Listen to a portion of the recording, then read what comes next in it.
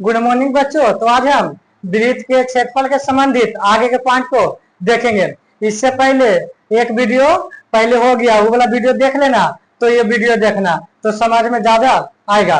तो चलो आगे के पॉइंट को समझते हैं। कल हम मात्र 3 गो फॉर्मूला पढ़े थे, जिसमें से पहला था वृत्त की परिधि 2 पाई r, ठीक है। दूसरा हम पढ़े थे वृत्त का क्षेत्रफल, वृत्त का क्षेत्रफल पाई r स्क्वायर। और तीसरा पढ़े थे वृत्त है तो अर्धवृत्त पढ़े थे, अर्धवृत्त का क्षेत्रफल। तो इसी को आधा कर दिए थे, पाई स्क्वायर बटा 2। ये तीनों पढ़नी है, इससे क्वेश्चन भी कल कर लिए थे, ठीक है। अब आगे के पॉइंट को देखते हैं।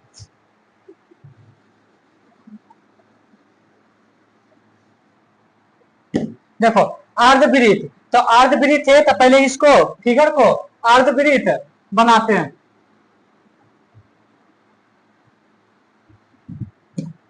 तो देखो अर्धवृत्त की परिमिति, परिमिति क्या होता है जो समझो। परिमिति मतलब होता है,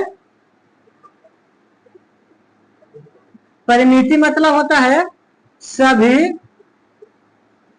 भुजाओं का जोड़, ठीक है। परिमिति मतलब सभी भुजाओं का जोड़। जिस प्रकार परिधि, परिधि था तुम्हारा क्या, ये वाला पूरा था ना, लंबाई परिधि। तो ये गोल वाला रेखा को परिधि कहते हैं, जो तुम्हारा 2 पाई r से निकलता है। तो गोल जो रहता है ना, उसको परिधि बोला जाता है। अगर उसमें तुम्हारा एक रेखा सम जाता है तो तुम्हारा परिमिति कहलाता है। जैसे देखो कोई तुम्हारा त्रिभुज है 6 सेंटीमीटर, 7 सेंटीमीटर और 5 सेंटीमीटर, कहेगा का परिमिति बताए।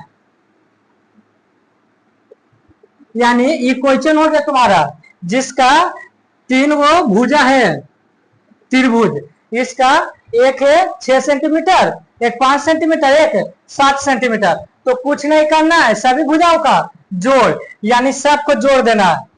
6 plus 5 plus 7, 6 plus 5 plus 7, 13 5 18 centimetre. यही हो गया परिमिति तुम्हारा। क्लियर? दूसरा से समझो। अगर क्वेश्चन तुम्हारा दे देगा, एक तुम्हारा चतुर्भुज ए बी सी डी, ये 10 सेंटीमीटर है, ये भी 10 सेंटीमीटर, ये 20 सेंटीमीटर, ये भी 20 सेंटीमीटर। तो कहेगा परिमिति इसका बताएं, का परिमिति। तो हम क्या बताएं, परिमिति का अर्थ होता है सभी को जोड़ दो, सभी भुजा का जोड़ दो। तो देखो 20 10 30, 20 10 30, फिर हो गया ये वाला 20, फिर हो गया ये वाला 10, तो कितना हो जाएगा 30 20 50 60 सेंटीमीटर। अब तो क्लियर हो गया होगा। परिमिति का मतलब होता है सभी भुजा का जोड़, या जो भी आकृति दिया हुआ उसका बाहरी वाला घेरा को जोड़ दो। तो अब आते हैं क्वेश्चन पर मेन।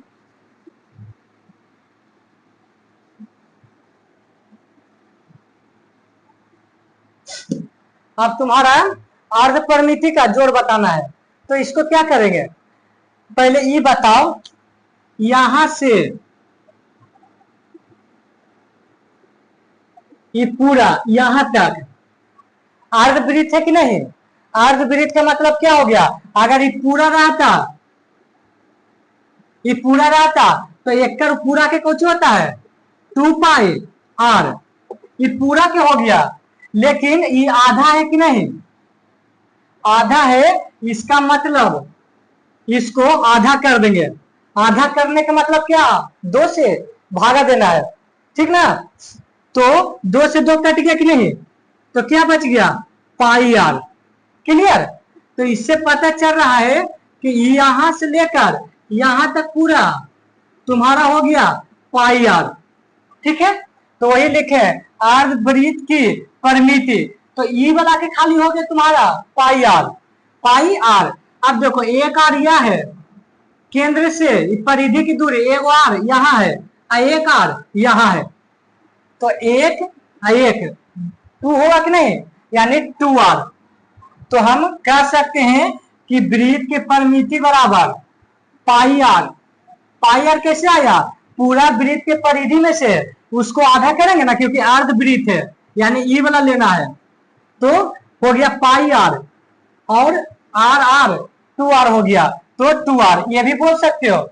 अब इसी क्वेश्चन के सॉरी इसी फॉर्मूला को आगे बढ़ाएंगे, तो देखो आर इसमें भी मौजूद है, आर इसमें भी मौजूद है, तो आर कॉमन लेंगे, तो इसमें से निकल गया आर, तो पाई बच गया, और इसमें से आर निकलेगा तो टू बच गया। यानी कह सकते हैं कि अर्ध वृत्त की परिमिति परिमिति बराबर आर प्लस टू, ये भी लिख सकते हैं, ठीक है। चलो तो एक तो हो गया यह तुम्हारा, एक हो गया यह।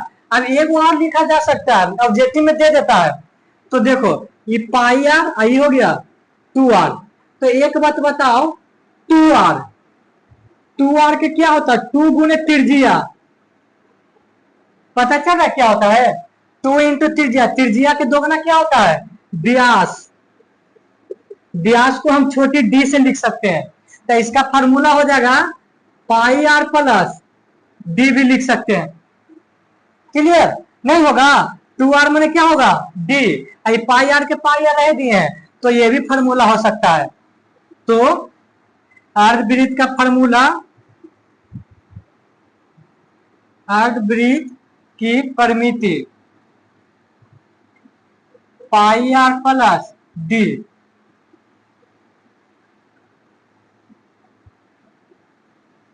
देखो तुम्हारा एक ही फार्मूला से तीनों यूज हुआ, तुम्हारा मेन रूप से ये फार्मूला याद रखना है ना, पाई आर प्लस टू आर, ठीक है। बाकी ये सब दे देता है ऑब्जेक्टिव में चुनने के लिए, तो चुन लेंगे, क्लियर। तो तुम्हारा ये फार्मूला क्लियर हो गया, आप क्वेश्चन इससे बना लेते हैं।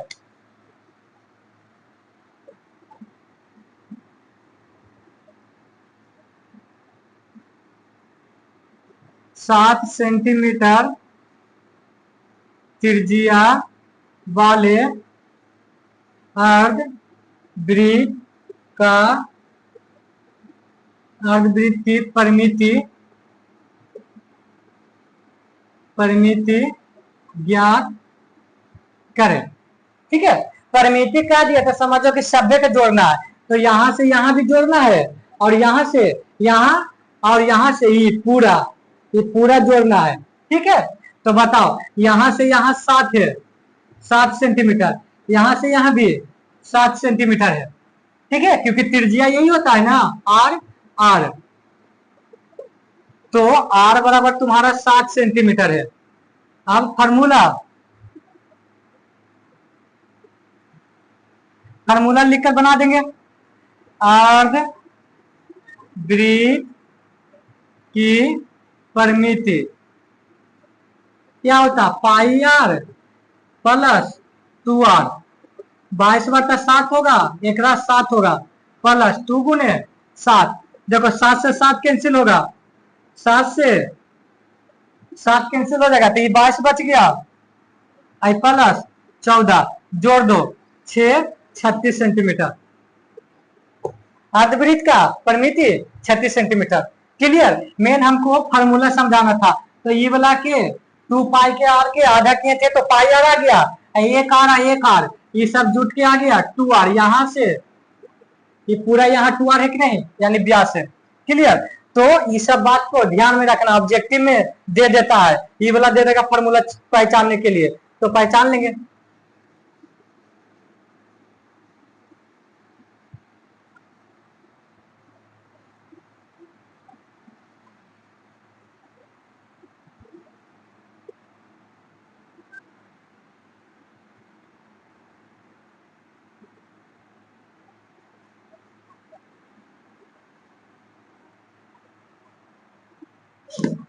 अब पांचवा फार्मूला पढ़ेंगे। देखो फार्मूला समझ में आ जाएगा तो याद करने की जरूरत नहीं पड़ेगा, नहीं तो फिर रटना पड़ जाएगा। ठीक है, देखो पांचवा फार्मूला, त्रिज्यीय खंड का क्षेत्रफल बराबर पाई आर स्क्वायर थीटा बटा 360 डिग्री। अब देखो फार्मूला के सबसे पहले याद करना है, कैसे याद करेंगे तो देखो क्या है, पाई आर स्क्वायर ये वृत्त का क्षेत्रफल है कि नहीं। ठीक है, अब देखो थीटा आ गया, ये थीटा क्या होता है तो थीटा होता है केंद्रीय कोण, यानी केंद्र पर तुम्हारा बनाया गया कोण। ठीक है, तो एक त्रिज्या इसके द्वारा, एक त्रिज्या इसके, यानी दो त्रिज्या के द्वारा केंद्र पर जो कोण बना है ना वो केंद्रीय कोण कहलाता है। ये तुम्हारा क्या है बताओ तो, ये क्या है, ये भी बताए थे वृत्त के स्पर्श रेखा में, ये भी तुम्हारा चाप है। क्या है ये, चाप। ठीक ना, तो परिधि का छोटा भाग चाप कहलाता है, बताए थे पहले।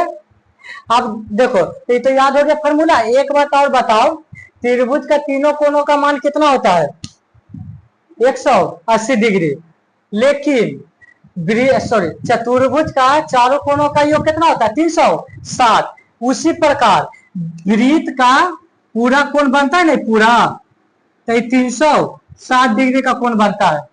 ठीक ना, कितना डिग्री का 60 डिग्री का, तो 360 डिग्री में एगो थीटा है, इसको क्या पढ़ते हैं थीटा, है कि नहीं। तो थीटा, तो जब हम खाली याद करने का तरीका बता रहे हैं, ये वृत्त का क्षेत्रफल ले लेंगे और जब थीटा इसमें रखेंगे तो एक बदला 360 लेना पड़ेगा बता के नीचे, याद हो गया होगा। यानी वृत्त का क्षेत्रफल में थीटा जोड़ देंगे तो बता में नीचे 360, तो त्रिज्यीय खंड का क्षेत्रफल हो गया पाई आर स्क्वायर थीटा बटा 360 डिग्री, जहां थीटा क्या है केंद्रीय कोण। आप देखो ये तुम्हारा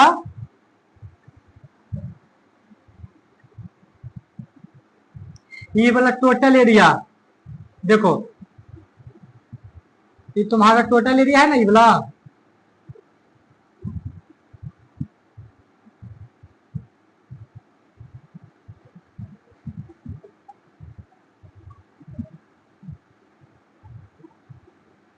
यह जो तुम्हारा टोटल एरिया कहलाया यही तुम्हारा त्रिज्यीय खंड कहलाया। ठीक है, क्या कहलाया त्रिज्यीय खंड, दो गो त्रिज्या के द्वारा एक चाप के द्वारा बनाया गया क्षेत्रफल त्रिज्यीय खंड होता है। ठीक है, तो यही ये फिगर ये है। अब देखो इसमें नाम कहीं कहीं फिगर में तुम्हारा नाम ही दे देगा और कहेगा कि ये वाला एबीसी का क्षेत्रफल ज्ञात करें, तो सबसे पहले इसका नाम लिखे लगी। अब सीखते हैं, तो देखो इसका नाम कैसे लिख सकते हैं त्रिज्यीय खंड का क्षेत्रफल, तो त्रिज्यीय खंड ए ओ बी का क्षेत्रफल पाई आर स्क्वायर थीटा बटा 360 डिग्री। अब देखो ए ओ बी क्या क्या लिख सकते हैं, ए ओ बी इधर से न गए थे तो अब इधर से जाएंगे बी ओ ए, बी ओ, क्लियर। ठीक है, कोई दिक्कत नहीं होगा। कभी कभी यहां पर भी नाम देता है, चाप के बीच में भी सी नाम दे देते हैं, तो देखो कैसे नाम पढ़ने, ए सी बी ओ ऐसे भी बोल सकते हैं। क्या बोलेंगे, नहीं तो ऐसे पहले लिखो ना, इधर से घुमा देते हैं। ठीक है, ए ओ बी सी यहां तक हो गया। ठीक है, अब यहां से इधर को घुमा देंगे तो बी ओ ए सी। ठीक है, तो एक गुला इधर को घुमाए, एक गुला इधर को घुमाए, अब इधर से भी घुमा सकते ए सी बी ओ। ठीक है, तो ज्यादा तुम्हारा याद रखना है यही दो वाला 3 अक्षर वाला ए ओ बी। ठीक है, चाहे बी ओ ए, ठीक ना। तो ये कभी कभी कह देगा तुम्हारा कि फिगर दे देगा, कह देगा कि क्षेत्रफल ए ओ बी का निकालें, ये इसी का क्षेत्रफल ए ओ बी का निकाले, तो समझ जाना कि त्रिज्यीय खंड का क्षेत्रफल करा निकालने के लिए। ठीक ना, चलो, तो फार्मूला पहले याद हो गया, हम फिगर से भी बता दे कि ये वाला त्रिज्यीय खंड हो गया। अब एक क्वेश्चन ले लेंगे तो तुम्हारा और ज्यादा क्लियर हो जाएगा।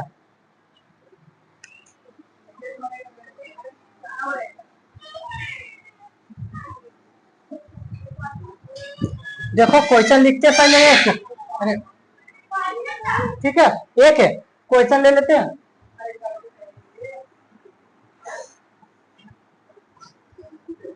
7 सेंटीमीटर त्रिज्या वाले 7 सेंटीमीटर त्रिज्या वाले और जिसका जिसका केंद्रीय केंद्रीय कोण 60 डिग्री हो तो त्रिज्यीय खंड का क्षेत्रफल ज्ञात करें। ठीक है, अब देखो ये तुम्हारा क्वेश्चन दे दिया, आप पहले देखना है कि क्या क्या क्वेश्चन में दिया हुआ है, ठीक ना। तो देखो क्या दिया हुआ, तो आर दिया हुआ है 7 सेंटीमीटर, ठीक है। दूसरा चीज क्या दिया, केंद्रीय कोण, थीटा क्या होता है, केंद्रीय कोण यानी 60 डिग्री, ठीक है। अब हमको क्षेत्रफल निकालना है त्रिज्यीय खंड का, तो फिगर बनाना चाहते तो ऐसी फिगर बना लेते हैं, और यहाँ पर ये तुम्हारा कितनी डिग्री होगा, 60 डिग्री होगा, और ये तुम्हारा 7 है, ये 7 होगा, क्या त्रिज्या सेम ही होता है, ठीक है। तो देखो हमको फार्मूला में पाई आर स्क्वायर थीटा बटा 360 डिग्री होता है। पाई का मान तो जानते हैं 22/7 है, आर भी तुम्हारा दिया हुआ है, थीटा भी तुम्हारा दिया हुआ है, और 360 तो पहले से दिया हुआ रहता फार्मूला में। तो हम डायरेक्ट अब फार्मूला लिखेंगे, ठीक है। तो लिखेंगे त्रिज्यीय खंड, नाम लिखना चाहते हो तो ए ओ बी का क्षेत्रफल, नहीं नाम लिखना चाहते हो तो नहीं भी लिख सकते क्योंकि फिगर देना भी हो। तो होगा पाई आर स्क्वायर थीटा बटा 360 डिग्री। अब इसी पर बैठा देना है, पाई का मान 22/7, आर कितना है 7, तो 7 पर स्क्वायर है तो स्क्वायर देंगे, और थीटा देखो सब है गुना में ये जुड़ा हुआ, तो थीटा 60 डिग्री है, 60 डिग्री देंगे। अब बटा में कितना 360 डिग्री है, ठीक है। अब इसी को यहां बनाते हैं, तो देखो 22/7, इसको 7 के दुगुना लिखेंगे, 7 ही हो गया, नीचे 360, देखो इस 7 से 7 कैंसिल होगा, तो 22 गुने 7 गुने 60 है, नीचे 360 बचा डिग्री। तो देखो 7 के एक शून्य से एक शून्य काट सकते हैं, और छो छक्का 36, यानी 6 बार में कट रहा है, तो 6 बार में कट रहा है ऊपर, या देखो ऊपर बच गया 22 गुने 7 और नीचे 6, आओ कट रहा है 11 बार में, 2 से काट रहे हैं, यही 3 बार में, तो आ गया 77/3। अब इसको दशमलव में लाना चाहते हैं तो दशमलव में ला देंगे, 3 से भागा देते हैं 77 में, तो 3 दूनी 6, 3 पचे 15, 0.06 आएगा, यानी 25.66 सेंटीमीटर स्क्वायर, ठीक है। तो मेन पहले फार्मूला याद होना चाहिए, बता भी देंगे फार्मूला, थीटा लेंगे एगो जोड़ेंगे तो नीचे 360 देंगे, उसके बाद फिगर से भी बता दिए कि अगर कोई तुमसे कह देगा कि बताओ ये किस चीज का फिगर है, तब बोल देंगे त्रिज्यीय खंड का है। किसका है ये, त्रिज्यीय खंड का, है ना, ये कौन सी का, त्रिज्यीय खंड, क्लियर। तो तुम्हारा 5वां हम सीख लिए फार्मूला, अब 6ठा फार्मूला पर आते हैं।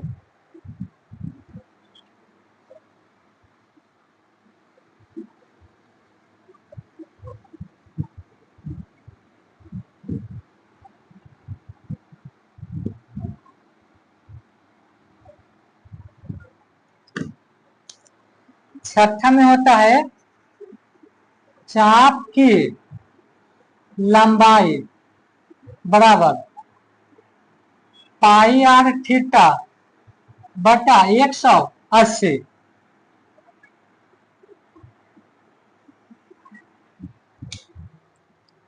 अब देखो ये फार्मूला के कैसे याद किए थे, ये तो वृत्त का क्षेत्रफल में थीटा जोड़े थे तो ओकर बदला नीचे 360 दिए थे। अब इसमें स्क्वायर है, इसमें स्क्वायर नहीं है, तो ये स्क्वायर नहीं है ना, तो 360 में भागा दिया गया है, तो 360 में भागा दोगे 2 से तो 180 आएगा कि नहीं। तो जब ऊपर स्क्वायर नहीं रहेगा तो निचल का में भागा पड़ गया, यानी 180 डिग्री। तो इसका फार्मूला याद करने के क्या होगा, पाई आर थीटा 180 डिग्री। ठीक है, इसमें स्क्वायर है, इसमें स्क्वायर नहीं है, ठीक ना, इतना ध्यान रखना है। क्लियर। चलो तब इससे फार्मूला बताने से पहले जान लेते हैं कि चाप की लंबाई क्या होता है। तो बता दिए थे पहले ही, ए से लेकर बी तक चाप की लंबाई हुआ कि नहीं। ठीक है, अगर ऐसे कोई है तुम्हारा तो यहां से यहां यानी ए से बी तक, ए से बी तक यही हो गया तुम्हारा चाप की लंबाई, यानी ये कितना लंबा है यहां से यहां वही तुम्हारा ज्ञात करना है, चाप की लंबाई वही होता है। ठीक है, तो मेन होता है फार्मूला याद रखना, फार्मूला याद है आराम से हो गया होगा। तो अब इस पर एक क्वेश्चन कर लेंगे, उसके बाद ये क्लियर और अच्छा से हो जाएगा। तो क्वेश्चन पहले लिख लेते हैं, उसके बाद बना लेंगे। वैसे लेते हैं, जोन वाला लिए थे जोन, ये भी ले लेते हैं। 7 सेंटीमीटर त्रिज्या वाले वृत्त के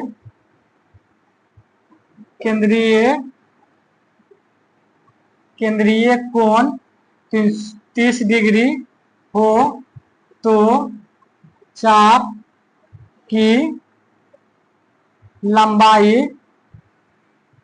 लंबाई ज्ञात करें। ठीक है, अब इसको इधर बनाते हैं। फिगर बनाना है तो बनाना है, नहीं तो नहीं भी बना सकते हैं, नाम भी दे सकते हैं चाहे नहीं दे सकते हैं, जो सुविधा रहेगा। तो देखो पहले आर दिया हुआ, जो चीज दिया हुआ जो लिखो 60 सेंटीमीटर। दूसरा क्या दिया हुआ, थीटा, थीटा कितना, केंद्रीय कोण 30 डिग्री। ठीक है, अब चाप की लंबाई फार्मूला लेके, चाप की लंबाई पाई आर थीटा बटा 180, 22 बटा 60। आर कितना है 7, थीटा कितना 30, नीचे 180, 7 से 7 कैंसिल हो गया है ना। 30 के कीमत में 1 शून्य से 1 शून्य हो गया, 3 छक्का 18, यानी 6 बार में कटेगा। ठीक है, अब ये देखो 11 बार में आई हो गया 3 बार में, यानी 11 बटा 3। दशमलव में लाना चाहते हो तो ला सकते हो ना, तो इतनों में भी आंसर दे सकते हो। 3 3 9, 0 होगा 6 6, यानी 3.66 सेंटीमीटर। स्क्वायर इसमें नहीं देंगे क्योंकि क्षेत्रफल नहीं निकल रहा है, लंबाई निकल रहा है। ठीक है, तो स्क्वायर सिर्फ हम क्षेत्रफल में देंगे। तो अब इससे तुम्हारा क्लियर हो गया होगा पॉइंट। ठीक है, तो टोटल तुम्हारा 6 तक तुम्हारा फार्मूला बताए थे, बस धीरे धीरे सीखते जाओ, आगे आगे डिफिकल्ट भी पॉइंट है बहुत आसान लगेगा, और तुम्हारा कोई भी क्वेश्चन आएगा तो नहीं छूटेगा अगर ये सब पॉइंट क्लियर रहेगा तो। ठीक है, तो बाकी वीडियो नेक्स्ट क्लास में। हाँ, इससे पहले तो पहले वाला वीडियो जरूर देख लेना।